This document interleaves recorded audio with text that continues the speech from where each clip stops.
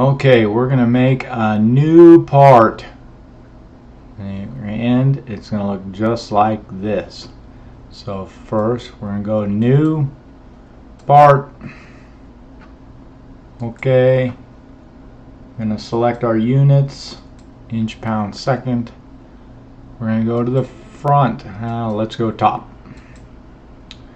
And we're going to start with a rectangle, approximately 15 by 10.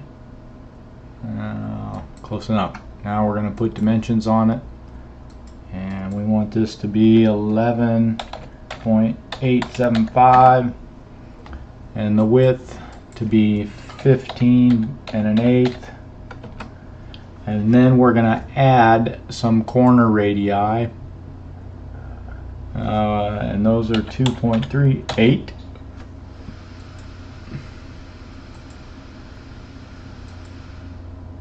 There we go, all four of those.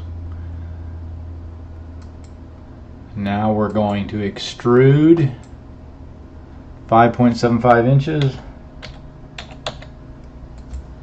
and we're going to extrude with draft. Now you can actually change from inward to outward depending upon which is the top or bottom. In this case we started from the bottom and we want the top to be smaller. This way when we thermoform the part, the tool will come out of the plastic part easier, and that is really the purpose of draft.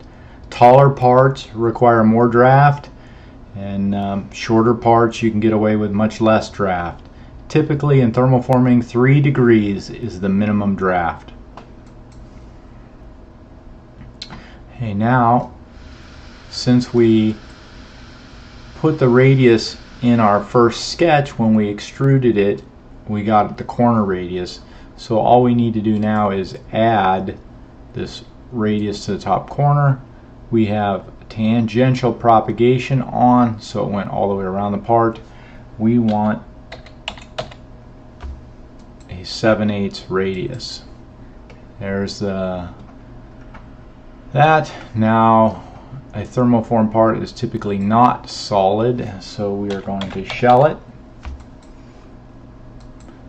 And there we have a 5-sided box. So that is what the form part is going to look like. And now we've covered draft and corner radii, which are 2 important requirements for good thermoform parts. And by good we mean a more uniform wall.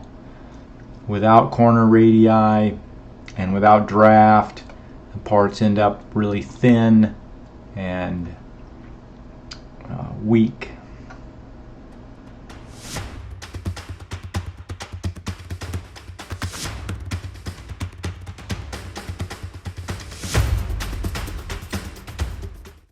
At FastForming, we manufacture large parts, medium parts, and small parts.